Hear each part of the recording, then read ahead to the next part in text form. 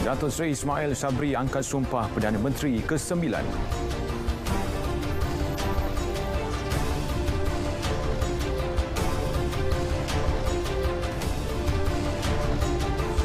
Fenomena kepala air, semua pihak diminta hargai dan pelihara alam sekitar.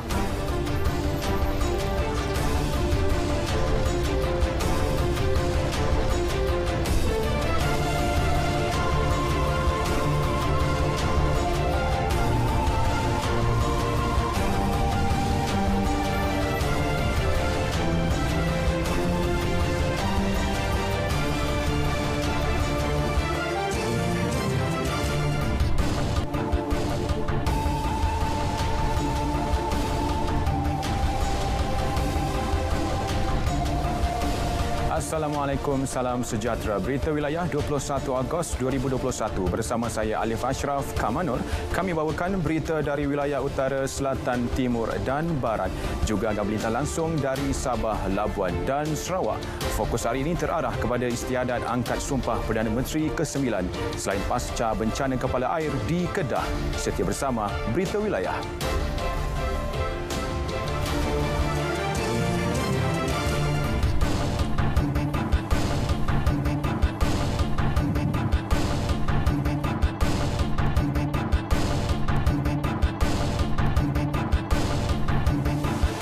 Datuk Seri Ismail Sabri Yaakob hari ini mengangkat sumpah jawatan sebagai Perdana Menteri ke-9 di hadapan Yang di-Pertuan Agong Al-Sultan Abdullah Riayatuddin Al-Mustafa Billah Shah. Istiadat pengurniaan surat cara pelantikan dan mengangkat sumpah jawatan dan setia serta sumpah simpan rahsia sebagai Perdana Menteri berlangsung di Balai Singgah Sana Kecil Istana Negara pukul 2.28 petang. Turut berangkat pada istiadat itu Raja Permaisuri Agong Tunku Hajah Azizah Aminah Maminah Iskandariah dan isteri Perdana Menteri Malaysia. Ia disaksikan Ketua Setiausaha Negara Datuk Seri Muhammad Zuki Ali dan Ketua Hakim Negara Tan Sri Tengku Maimun Tuan Mat. Antara pemimpin politik yang hadir ialah Presiden Parti Pribumi Bersatu Malaysia Tan Sri Muhyiddin Yassin, Presiden UMNO Datuk Seri Dr. Ahmad Zahid Hamidi, Presiden PAS Datuk Seri Abdul Hadi Awang dan Presiden MCA Datuk Seri Dr. Wee Ka Siong. Turut hadir 4 anak dan menantu Datuk Seri Ismail Sabri. Istiadat itu diakhiri dengan bacaan doa yang dipimpin oleh Mufti Wilayah Persekutuan Dr. Luqman Abdullah sebelum Yang di-Pertuan Agong dan Raja Permaisuri Agong berangkat meninggalkan Balai Singgah Sana Kecil. Datuk Seri Ismail Sabri Yaakob menzahirkan penghargaan kepada Yang di-Pertuan Agong Al-Sultan Abdullah Riayatuddin Al-Mustafa Billah Shah atas perkenan melantiknya sebagai Perdana Menteri ke-9. Beliau juga mengucapkan penghargaan kepada ahli-ahli parlimen dan ketua-ketua parti politik atas sokongan yang diberi. Dalam pada itu, Datuk Seri Ismail Sabri berkata, beliau akan membuat pengumuman kepada rakyat dalam masa terdekat. Terdahulu, Perdana Menteri bersama isteri Datin Sri Muhaimin Zainal Abidin bergerak meninggalkan Istana Negara setelah selesai mengangkat sumpah sebagai Perdana Menteri ke-9.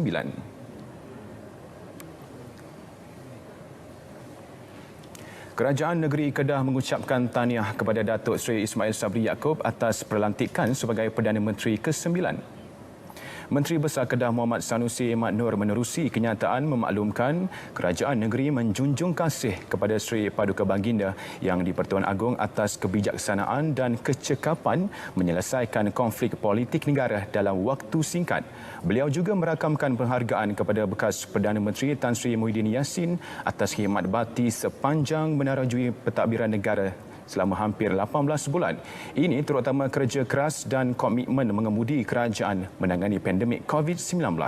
Dengan pelantikan Perdana Menteri baharu, beliau berharap tiada lagi isu berbangkit mengenai keabsahan kerajaan baharu persekutuan yang bakal dibentuk. Semua pihak diharap dapat menjalin permuafakatan jitu untuk memberi tumpuan terhadap usaha menangani krisis yang membelenggu semua selampir hampir 2 tahun. Beliau juga berharap pentadbiran baharu akan beroleh petunjuk rahmat dan keberkatan dan dihindari daripada musibah.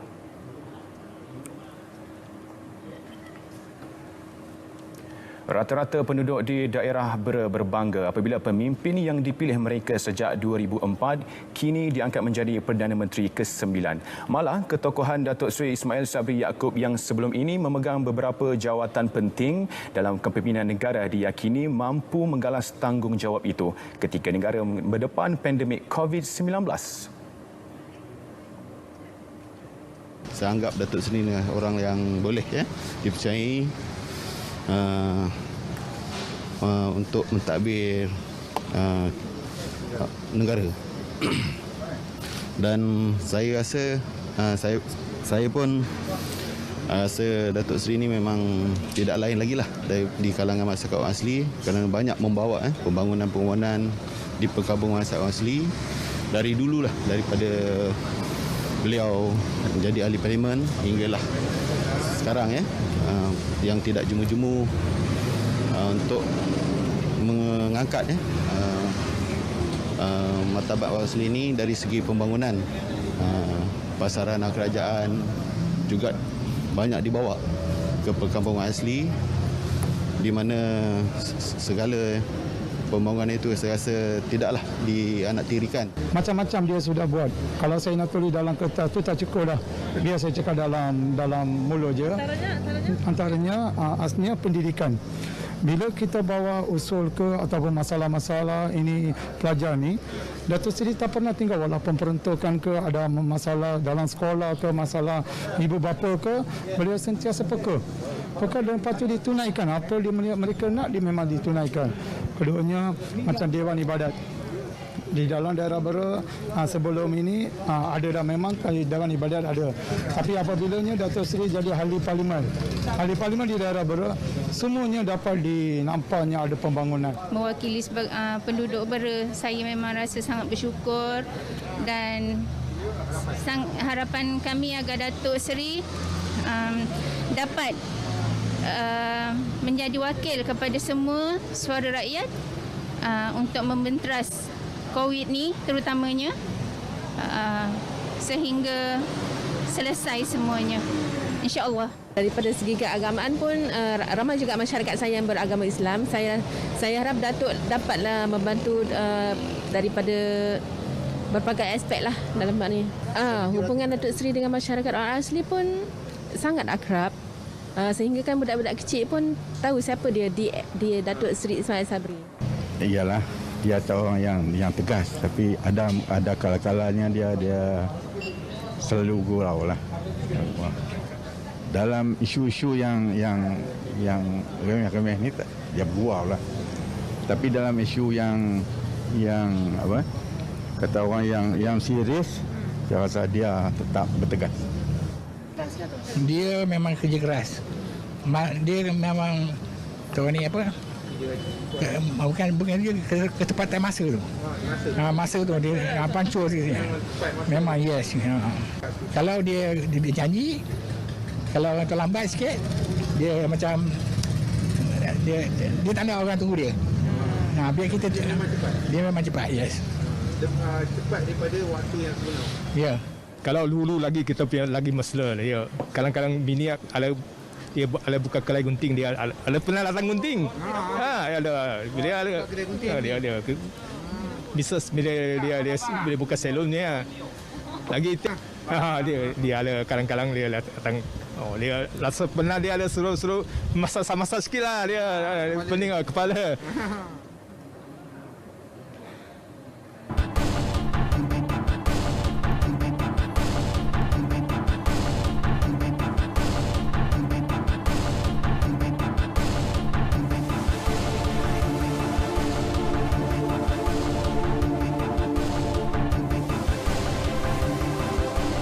Baik, bertemu kembali. Operasi mencari dan menyelamat 2 lagi mangsa banjir lumpur akibat fenomena kepala air dari puncak Gunung Jerayan giat dilakukan.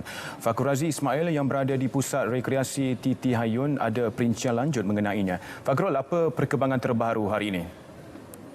Terima kasih. Baiklah saudara, ketika ini saya berada di Pusat Rekreasi Titi Hayun di Yan, yang mana jika dapat disaksikan di belakang saya ini adalah kesan daripada banjir lumpur akibat fenomena kepala air yang turun dari puncak Gunung Jerai yang berlaku pada Rabu lalu. Dan hari ini operasi mencari dan menyelamat 2 lagi mangsa sedang giat dilakukan. Dan untuk mengulas dengan lebih lanjut mengenai operasi hari ini, bersama saya adalah Timbalan Pengarah Jabatan Bomba dan Penyelamat Malaysia Negeri Kedah, Penolong Pesuruh Jaya Bomba Syufaat Kamarun. Jadi tuan, boleh teruskan bagaimana operasi pada hari ini tuan? Untuk hari ini, usaha pencarian ataupun search and rescue ataupun operasi mencari penyelamat masih diteruskan dan bermula pada jam 8.30 pagi tadi.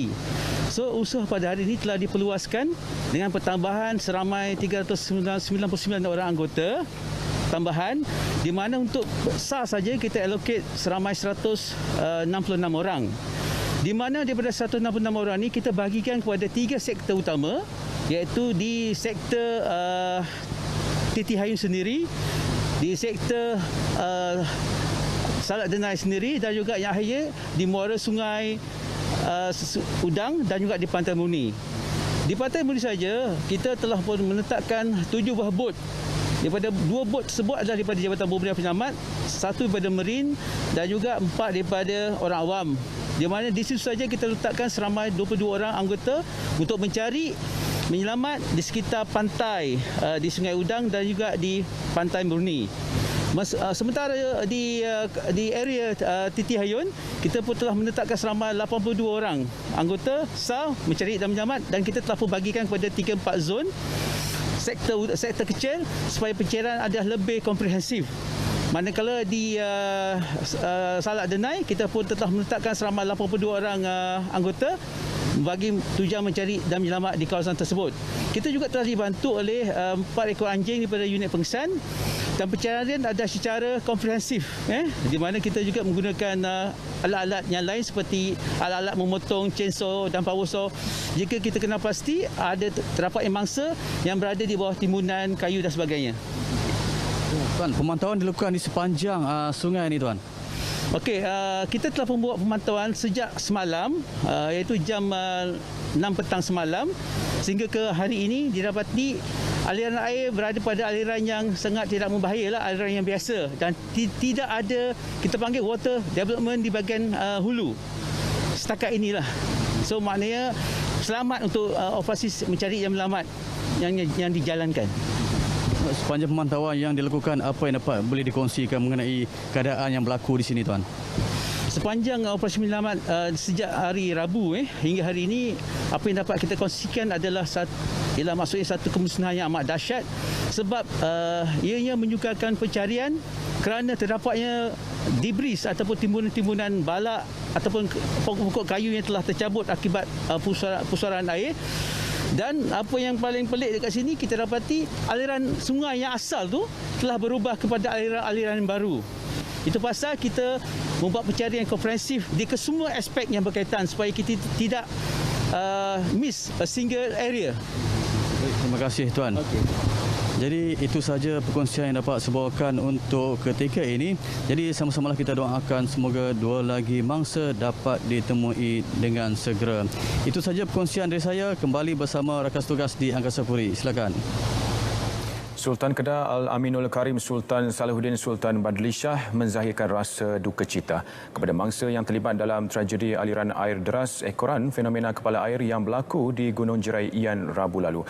Datuk Pengelola Bijaya Diraja Datuk Paduka Bakardin berkata, Sultan Salahuddin menzahirkan ucapan takziah kepada seluruh keluarga mangsa yang terlibat dan berharap agar mereka bersabar dan tabah menghadapi dugaan itu. Harapan baginda individu yang hilang dapat ditemukan dalam keadaan selamat. Sultan Salahuddin turut berharap fenomena ini dijadikan ikhtibar kepada semua pihak agar menghargai khazanah alam semula jadi dan memelihara serta menjaga alam sekitar. Dalam masa sama, rakyat sentiasa berhati-hati mengutamakan keselamatan diri dan keluarga serta mematuhi arahan pihak berkuasa jika diarah berpindah selain mematuhi prosedur operasi standard untuk mengelakkan penularan COVID-19. Prihatin dan simpati dengan tragedi banjir lumpur akibat fenomena kepala air yang menimpa penduduk Dian. Raja Muda Kedah Tengku Sarafuddin Badli Shah Sultan Salahuddin hari ini berkenan berangkat ke lokasi bencana. Baginda berangkat tiba di bilik gerakan operasi bencana di Pusat Rekreasi Titi Hayun pada pukul 10 pagi tadi. Sejurus tiba Tengku Sarafuddin Badli Shah diberi taklimat berkaitan operasi mencari dan menyelamat oleh pelbagai agensi dan jabatan sejak Rabu lalu. Taklimat disampaikan oleh Pegawai Daerah Yan Tunku Iskandar Shah Tunku Muzaffar Shah. Selesai taklimat, Tengku Sarafuddin Badli Shah meninjau lokasi yang terjejas teruk akibat tragedi kepala air. Baginda turut menyampaikan sumbangan Baitul Mal kepada penduduk terjejas di Kampung Manggis. Fenomena kepala air Gunung Jerai yang berlaku pada Rabu lalu meragut 4 nyawa setakat ini, manakala 2 lagi masih hilang. Bantuan pasca banjir kepada penduduk yang terjejas di Yan mula diterima daripada pelbagai pihak selain bantuan daripada agensi kerajaan. Turut memberi bantuan sebuah syarikat korporat dengan menyediakan loji rawatan air mentah mudah alih. Kemudahan tersebut mampu membekalkan air bersih kepada 4,000 hingga 5,000 penduduk. Menurut Pengurus Besar Kanan Ranhil Utilities Berhad Muhammad Faisal Aliar, loji rawatan air mudah alih tersebut ditempatkan di Pusat Rekreasi Titi Hayun. Ia mampu memproses 120,000 liter air sehari dan mula beroperasi semalam.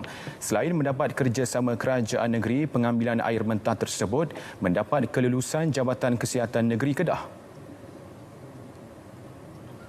Kami bersama Yang Berhormat YB Suraya selaku Esko Air Negeri Kedah telah berbincang dan membuat kerjasama antara pihak Ranhil Utilities Berhad dengan Sadah Syarikat Air Kedah. Jadi kami akan memproses air sungai di Titi Ayun ini dan akan menyerahkan air ini kepada pihak Sadah untuk mengagihkan kepada penduduk-penduduk yang terlibat.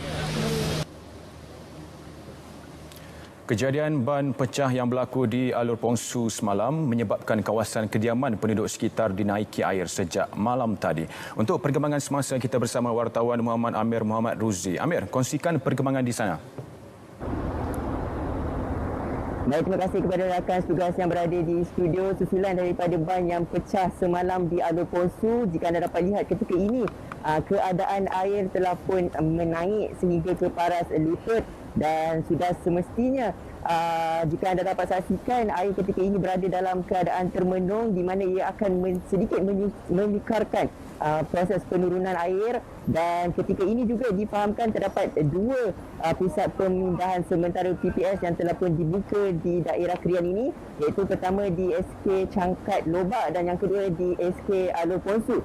Dan inilah situasi keadaan sekarang ini di mana kebanyakan keluarga telah pun berpindah ke pusat pemindahan sementara PPS dan saya difahamkan di PPS Cangkat Lobak ketika ini telah pun mempunyai 55 individu mangsa yang terlibat dengan banjir ini, melibatkan 15 buah keluarga. Dan untuk di SK Alur Pongsu ketika ini saya masih lagi menantikan berapa ramai mangsa banjir yang telah pun dipindahkan. Dan sekarang ini kita menuju ke SK Cangkat Lobak untuk melihat keadaan PPS di sana. Dan untuk berita selanjutnya, anda boleh bersama kami di berita RTM. Dan saya kira itu sahaja daripada kami. Kita kembali semula kepada rakan tugas di studio. Silakan.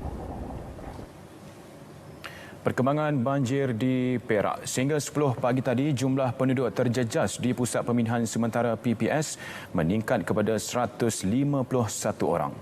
Angkatan Pertahanan Awam Malaysia APM Perak memaklumkan ia melibatkan 47 keluarga. Di PPS SK Matang, 107 individu daripada 33 keluarga membabitkan Kampung Sungai Rentakat Teluk Kentang, Kampung Jembung Kiri, Kampung Melawati, Kampung Cangkat Baru dan Kampung Tebuk. Bagi PPS Dewan Orang Ramai Sungai Baru, 4 keluarga ditempatkan di PPS tersebut sejak dibuka 5 petang semalam. Turut dibuka semalam PPS Sekolah Kebangsaan Cangkat Lobak yang kini menempatkan 20 individu termasuk seorang bayi perempuan. Manakala PPS Sekolah Menengah Abdul Rahman Talib telah ditutup pada 1 tengah hari tadi. Tangan yang menghayun buaian mampu menggoncang dunia. Kudrat wanita dengan sifat penuh kelembutan kadang-kadang mampu mencipta keajaiban demi mencari rezeki untuk keluarga. Apatah lagi ketika dihimpit dugaan. Abdullah Mayudin menyingkap kisah ibu tunggal yang cekal mencari rezeki dengan menjahit baju kebangsaan.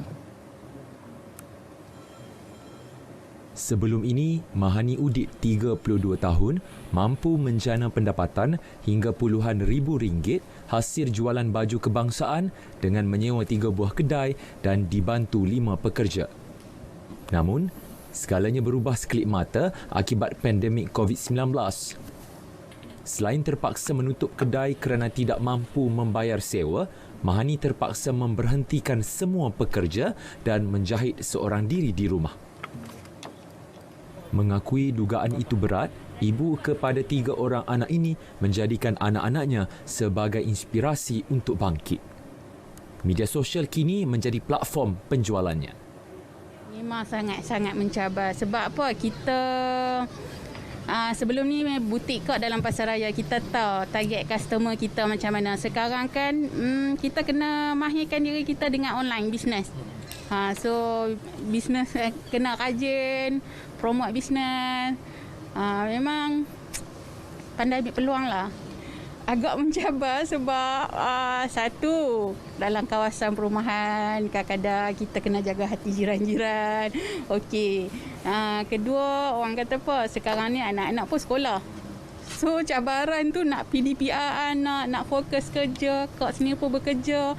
Sangat-sangat mencabar. Kak ikut masa kak. Kadang-kadang sampai tengah malam pun kak menjahit. Anak-anak turut membantu Mahani membuat jualan dengan memperagakan hasil jahitan di media sosial. Saya ikut kreativiti saya. Kadang-kadang saya mengolah tu, kalau baju kurung, saya time mengolah tu saya bayangkan anak-anak saya yang nak pakai. So saya ikut kreativiti. Apa yang nampak cantik itu yang saya buat. Tak ada kata design yang betul-betul macam ni ke, tak ada. Memang kalau dia orang minta Cheongsam, saya akan buat ikut itu. Tapi saya cakap saya akan olah ikut kreativiti saya. Kebanyakan ibu bapa yang memang semangat patriotik tinggi lah. Sebab dia orang memang awal-awal memang dia orang order. Bahkan berebut-rebut dia orang order. Sejak tempahan dibuka Jun lalu hingga kini, sambutan menggalakkan diterima apabila 2,000 pasang baju terjual. Menariknya, pembeli dari seluruh negara. Mahani pada masa sama turut berharap orang ramai terus cekal dan tabah menghadapi dugaan ketika ini. Baiklah, kalau nak disebut tentang terduduk ataupun terkesan akibat wabak pandemik COVID-19, saya kira bukan sahaja tukang jahit, namun secara amnya rakyat Malaysia pasti terkesan akibat wabak itu saat wabak COVID-19 sedang mengganas memukul bahtera Malaysia. Persoalannya di sini, sampai bila nak terduduk? Kisah tukang jahit ini saya kira wajar dijadikan contoh, wajar dijadikan teladan, wajar dijadikan pemangkin untuk anda di luar sana bangkit kembali bertepatan dengan bulan kemerdekaan ini, kerana bukan saja kita nak merdeka daripada musuh yang nampak di mata, namun musuh yang tak nampak di mata, iaitu wabak virus COVID-19. Kerana Dol Said taat orangnya patuh, tetap siaga membela negeri. Bangkit saat semangat jatuh, itulah juga kemerdekaan diri. Abdullah Mahidin, Berita RTM.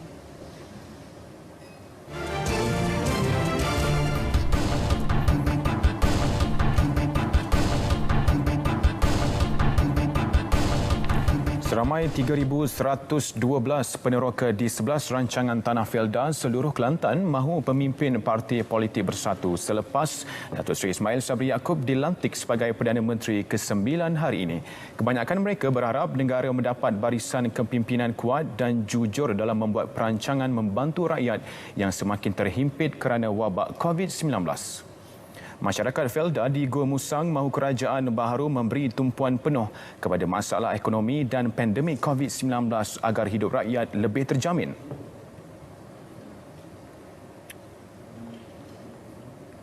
Jadi bagi saya padalah semua pemimpin politik persatulah balik kita balik ke pakai jalan semua. Maknanya kita satu yang matlamatnya untuk kita berteras ke COVID. Pakai itu ya, pakai ekonomi negara gitu. Kembali balik terus dia kalau untuk selamat. Kamu ya agaklah Perdana Menteri baru ni gagal lah rakyat dan COVID, ekonomi ke apa gitu, molek. Pom sangat sokol lah dia. Jadi dengan rakyat ni lah, kita hidup balik kekeh lah. Dah. Jadi pom dulu sepeda ni kira sama lah. Menurut kosin, saya bisa sokong satu peran saja. Harapan saya agak ni lah masalah kesihatan COVID ni lah kan. Saya harap ni lah KJM bolehlah tumpu pada ni lah jam kritikal lah ni kan COVID ni. Selalu menikah hari-hari menikah ni. Agak janganlah dalam masalah gini ni bertikai antara ni KJM kan. Tu saya harap biarlah dapat bekerjasama lah kata. Itulah harapan saya. Baik, sedikit perkembangan sukan melibatkan aksi Liga Super di Stadium Darul Makmur Kuantan, Pahang semalam. Hasrat tuan rumah Seri Pahang FC untuk mendapatkan kemenangan tidak kesampaian apabila tewas 0-2 kepada Kuala Lumpur City FC. Lebih malang kekalahan itu membuatkan skuad Tok Gajah kini semakin hampir ke zon penyingkiran.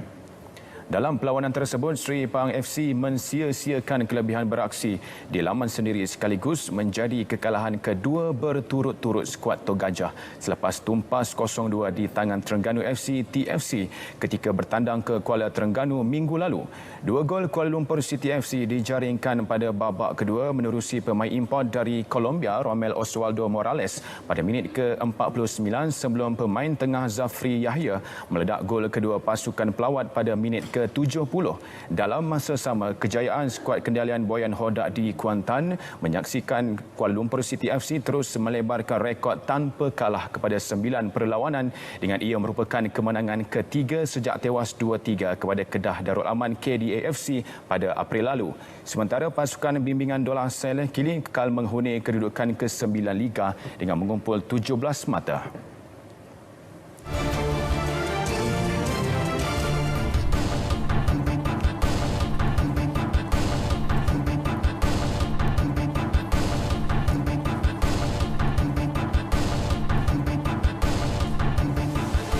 Baik saudara, perkembangan dari Bumi Kenyalang antara fokus hari ini tentang sokongan puncuk pimpinan Kerajaan Negeri Sarawak terhadap pelantikan Datuk Seri Ismail Sabri Yaakob sebagai Perdana Menteri ke-9. Bermawin boleh perincikan tentang sokongan yang diberi.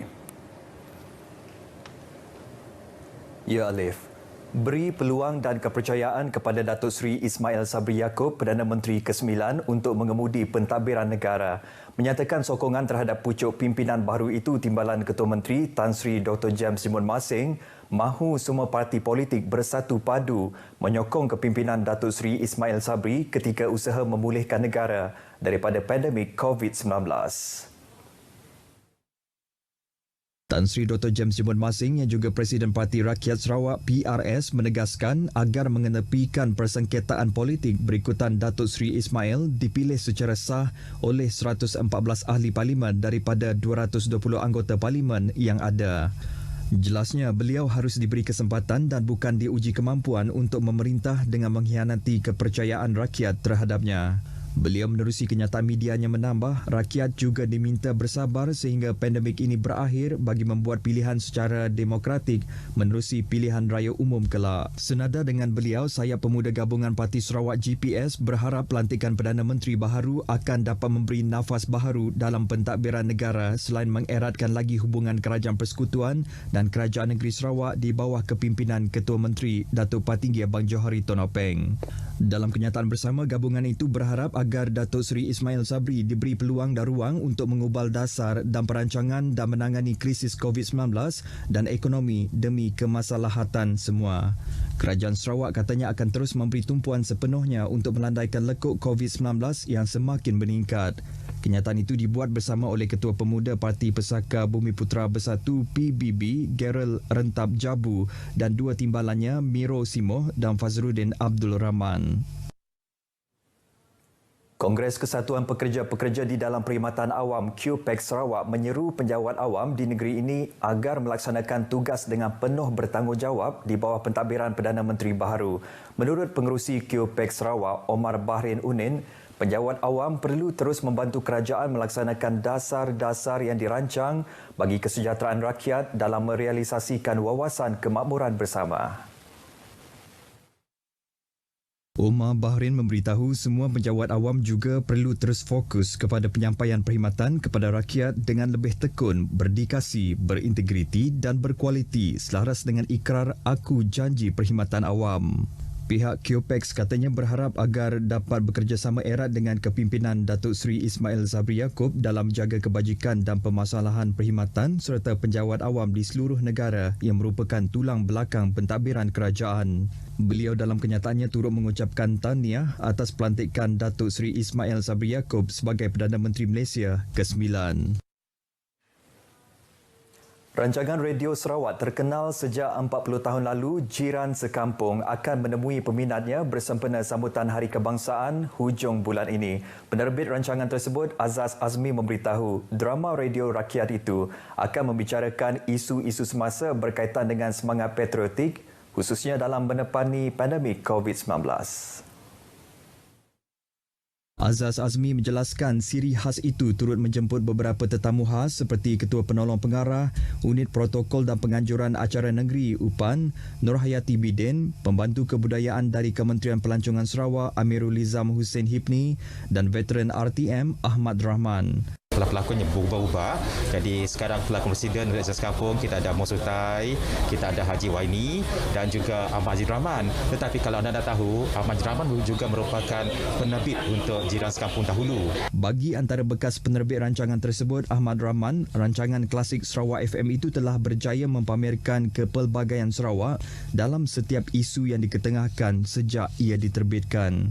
Kekuatannya dia mengeratkan lagi silaturahim antara RTM dan masyarakat luar dengan lakonan-lakonan yang masih memaparkan kampung-kampung. Drama khas Jiran Sekampung itu akan bersiaran di Sarawak FM dan platform media sosial RTM Sarawak pada 5.30 petang 31 Ogos ini.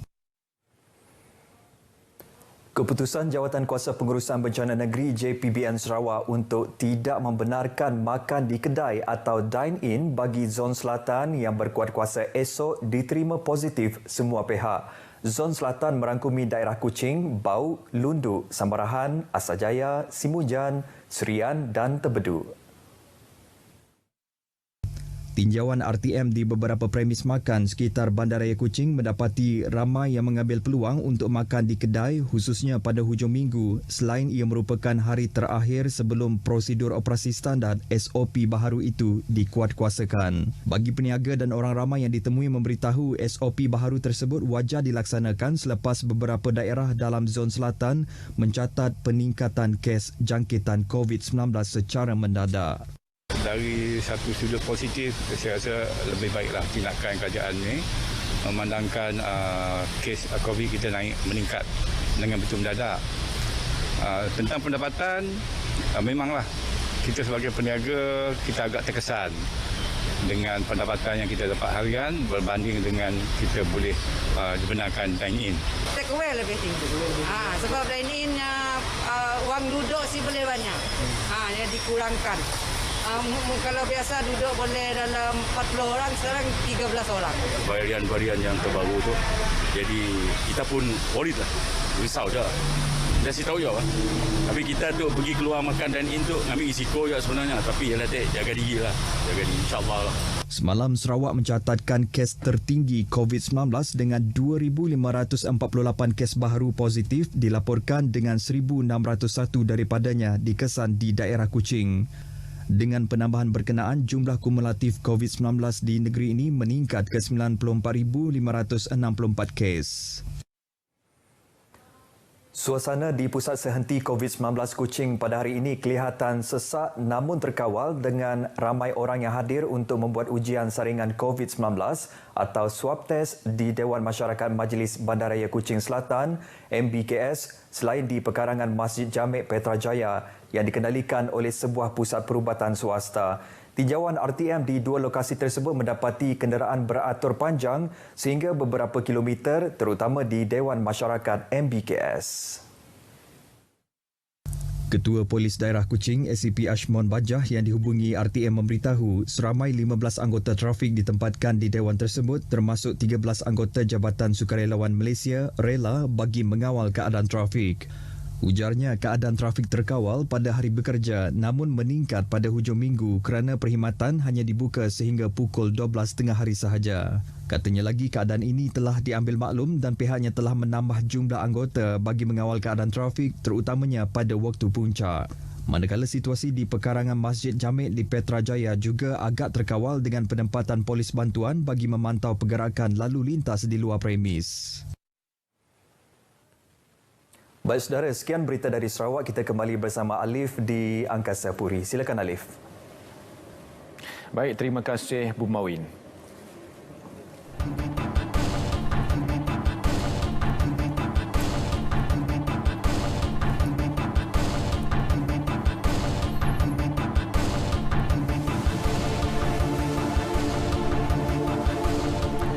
Saudara, sasaran 60% penduduk Sabah lengkap 2 dos vaksin dapat dicapai sebelum 15 September antara paparan dari negeri di bawah bayu hari ini. Butiran lanjut bersama Konstantin Palawan di studio Kota Kinabalu. Konstantin. Baik Alif, sasaran 60% penduduk Sabah menerima vaksinasi lengkap dijangka dapat dicapai sebelum 15 September ini berbanding sasaran awal Oktober depan. Peratusan vaksinasi rakyat itu dapat dicapai susulan ketibaan 560,720 dos vaksin COVID-19 keluaran Pfizer BioNTech, Sinovac dan CanSino di Sabah minggu depan. Ketua Menteri Dato' Seri Panglima Haji Noor berkata, setakat ini seramai 60,000 penduduk menerima suntikan vaksin dalam tempoh sehari. Sekiranya momentum itu berterusan, Sabah boleh mencapai imuniti kelompok pada hujung Oktober atau awal November depan. Dengan bekalan vaksin ini, insya-Allah ianya akan dapat meningkatkan lagi vaksinasi peratusannya kepada rakyat kita di Sabah. Dan insya-Allah menjelang akhir bulan ini atau awal bulan depan kita sudah boleh mencapai ambang untuk beralih ke fasa seterusnya. Doktor, fasa 3.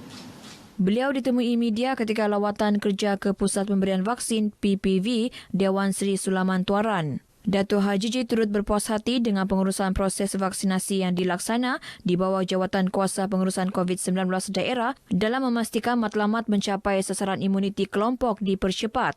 Setakat semalam, lebih 1.4 juta rakyat Sabah telah menerima vaksin dos pertama dan 773,315 orang bagi dos kedua. Sementara itu, dalam sidang media sama, Datuk Haji Ji menyatakan kerajaan negeri akan memohon kepada Kerajaan Persekutuan untuk menaik taraf hospital Tuaran menjadi hospital pakar bagi memenuhi permintaan tinggi penduduk daerah berkenaan. Naik taraf hospital tersebut penting bagi membolehkan rakyat menerima kemudahan kesihatan secara menyeluruh.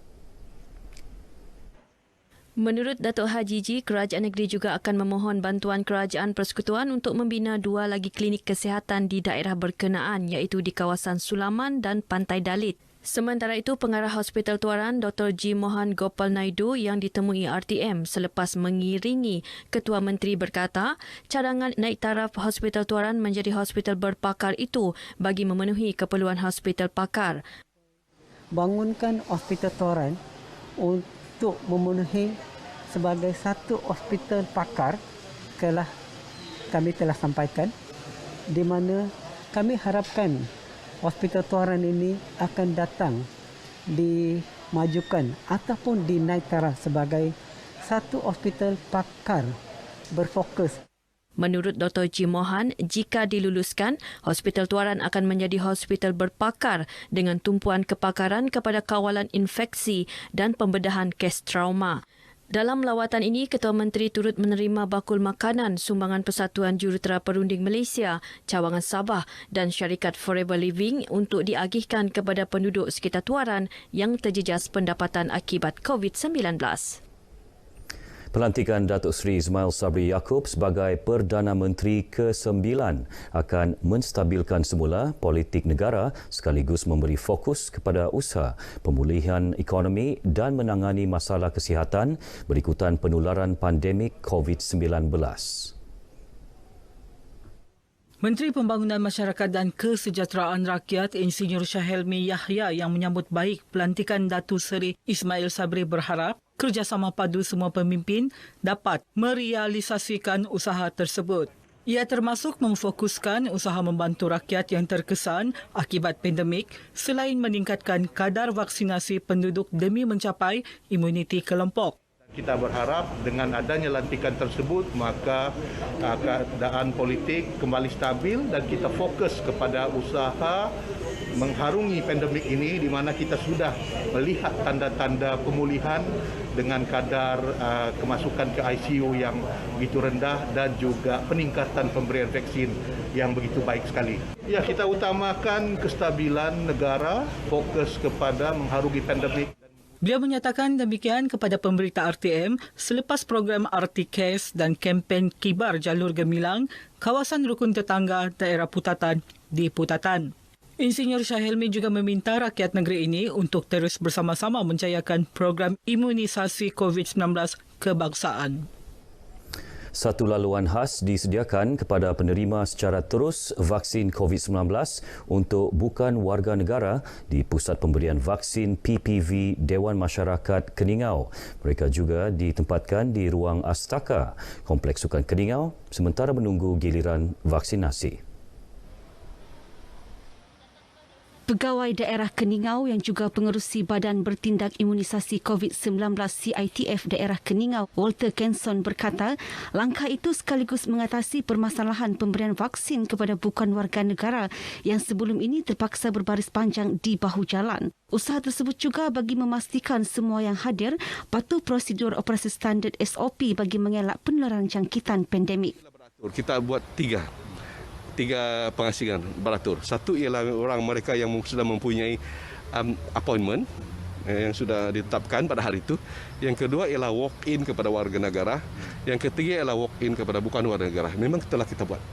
Beliau berkata demikian selepas meninjau PPV Dewan Masyarakat Keningau dan Kompleks Sukan Keningau. Mengulas kehadiran penerima vaksin bukan warga negara sekitar 2 pagi ke PPV sebelum ini, Walter menjelaskan sebahagian mereka bekerja dari jauh dan mengambil peluang awal untuk menerima suntikan vaksin. Sementara itu, penerima vaksin bukan warga negara merakamkan penghargaan kepada kerajaan kerana memberikan suntikan vaksin secara percuma selain menerima layanan baik para petugas barisan hadapan PPV.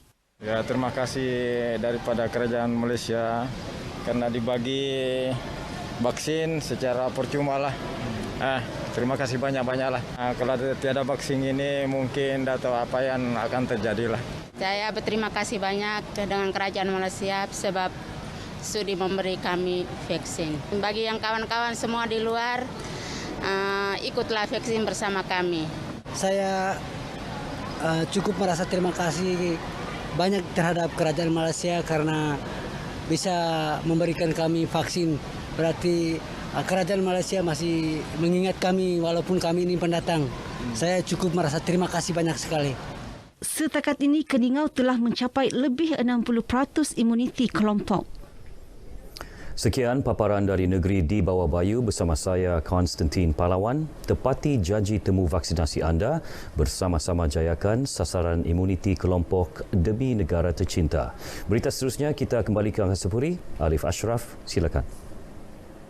Baik, terima kasih Konstantin.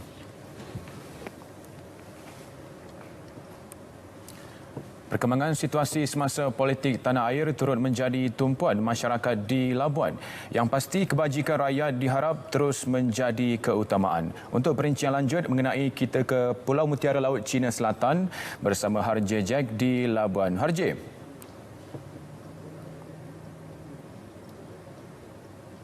Kebajikan rakyat di Labuan kekal menjadi fokus utama meski berlaku perubahan tampuk pentadbiran negara.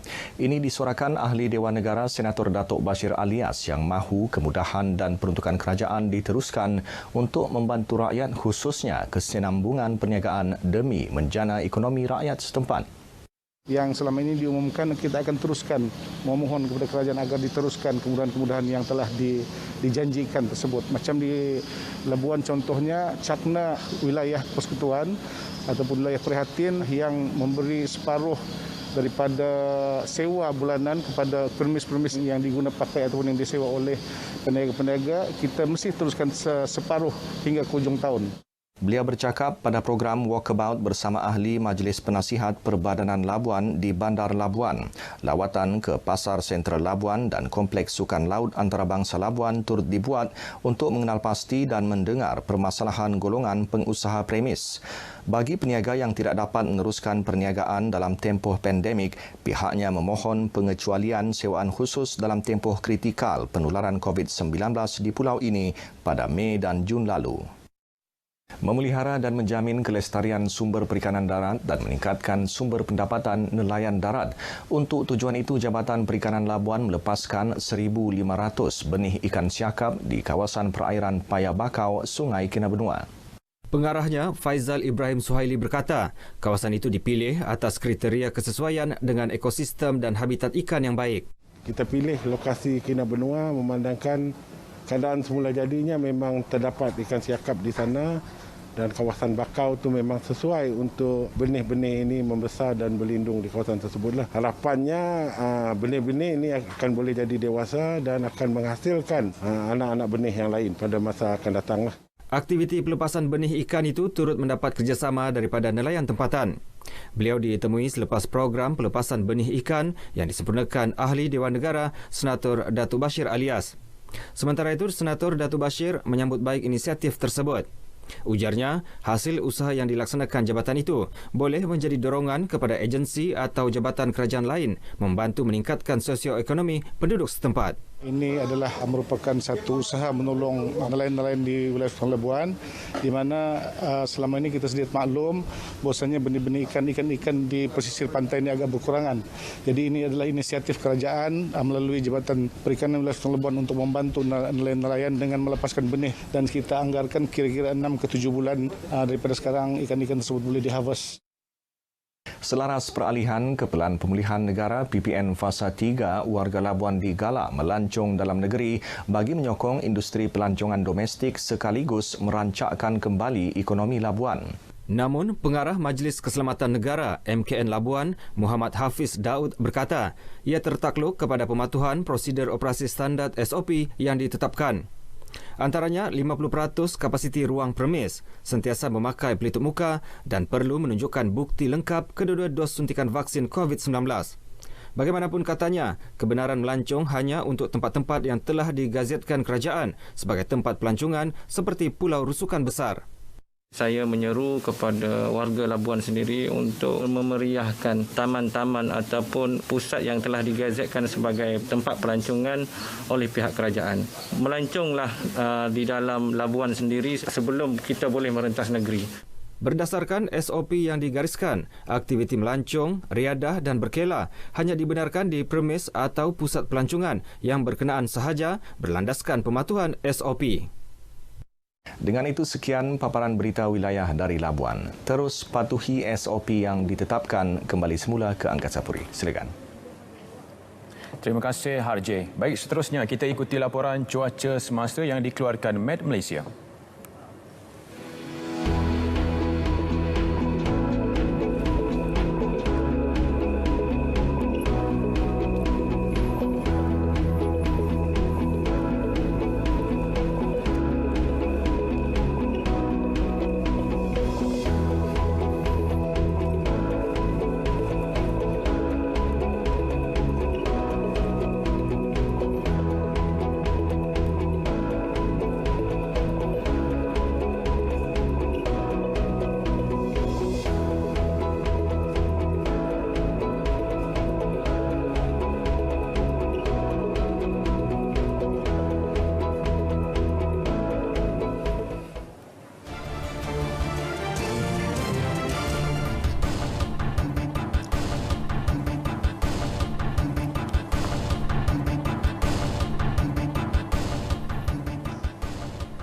Jabatan Kecemasan dan Trauma Hospital Sultanah Aminah HSA Johor Bahru tidak terjejas dan beroperasi seperti biasa walaupun satu kluster COVID-19 dikesan di jabatan tersebut. Pengarahnya Dr. Mokhtar Pungut berkata unit keselamatan pekerjaan dan kesihatan persekitaran akan terus memantau tahap kesihatan semua petugas terlibat.